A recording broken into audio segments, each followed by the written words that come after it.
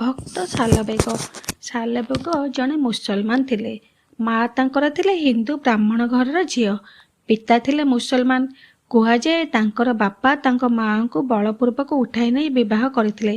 ସାଲବେଗ ପିଲାଟି ଦିନରୁ ମାଆଙ୍କ ଠାରୁ ଶ୍ରୀ ଜଗନ୍ନାଥଙ୍କ ମହିମା ଶୁଣି ଶୁଣି ବଡ଼ ହୋଇଥିଲେ। ଭଗବାନଙ୍କ ପ୍ରତି ତାଙ୍କର ଗଭୀର ଶ୍ରଦ୍ଧା ଆସିଯାଇଥିଲା। ସାଲବେଗ ଏକ ସୈନିକ ଚାକିରି କରିଥିଲେ। ଥରେ ଯୁଦ୍ଧରେ ସେ ଗଭୀର କ୍ଷତାକ୍ତ ହେଲେ। ତାଙ୍କର କ୍ଷତ କୌଣସି ଉପଚାରରେ ଭଲ ହେଲା ନାହିଁ।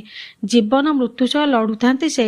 ସେହି ସମୟରେ ତାଙ୍କ ମା ତାଙ୍କୁ ଭଗବାନଙ୍କ ଶ୍ରୀକୃଷ୍ଣଙ୍କ ନାମ ଜପ କରିବାକୁ ଏବଂ ତାଙ୍କ ଶରଣରେ ଯିବା ପାଇଁ ଉପଦେଶ ଦେଇଥିଲେ ଏବଂ ମାଆଙ୍କ କଥା ସେ ମାନିଥିଲେ। ଫଳରେ ଚମତ୍କାରିକ ଭାବରେ ତାଙ୍କ କ୍ଷତ ଶୁଖିଗଲା। ଏହାପରେ ସେ ଜଗନ୍ନାଥ ମହାପ୍ରଭୁ ବା ଶ୍ରୀକୃଷ୍ଣଙ୍କର ଅଭିନ୍ନ ରୂପଙ୍କ ଭକ୍ତିରେ ନିଜକୁ ହଜାଇ ଦେଇଥିଲେ। ସାଲବେଗ ମୁସଲିମ ଥିବାରୁ ଜଗନ୍ନାଥ ଦର୍ଶନ କରିବା ପାଇଁ ଇଚ୍ଛା ଥାଇ ବି ବଡ଼ ଦେଉଳରେ ପ୍ରବେଶ କରିବା ପାଇଁ ଅନୁମତି ପାଇନଥିଲେ। ସେ ଜଗନ୍ନାଥ ମହାପ୍ରଭୁଙ୍କୁ ସାକ୍ଷାତ ଦର୍ଶନ ପାଇପାରିଲେ ନାହିଁ।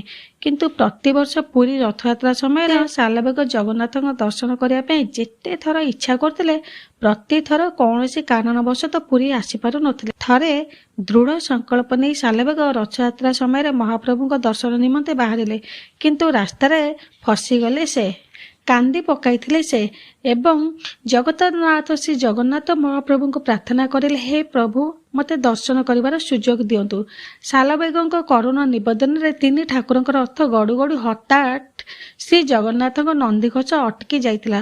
ଭକ୍ତ ଯେତେ ଟାଣିଲେ ମଧ୍ୟ ରଥ ସାମାନ୍ୟ ଆଗକୁ ବି ଗଲା ନାହିଁ। ମହାପ୍ରଭୁଙ୍କ ରଥ ଅଟକିବା ଦେଖି ସମସ୍ତେ ଆଶ୍ଚର୍ଯ୍ୟଚକିତ ହୋଇଗଲେ।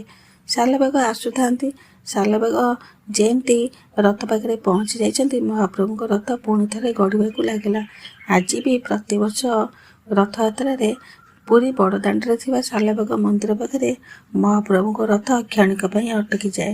ଜୟ ଜଗନ୍ନାଥ।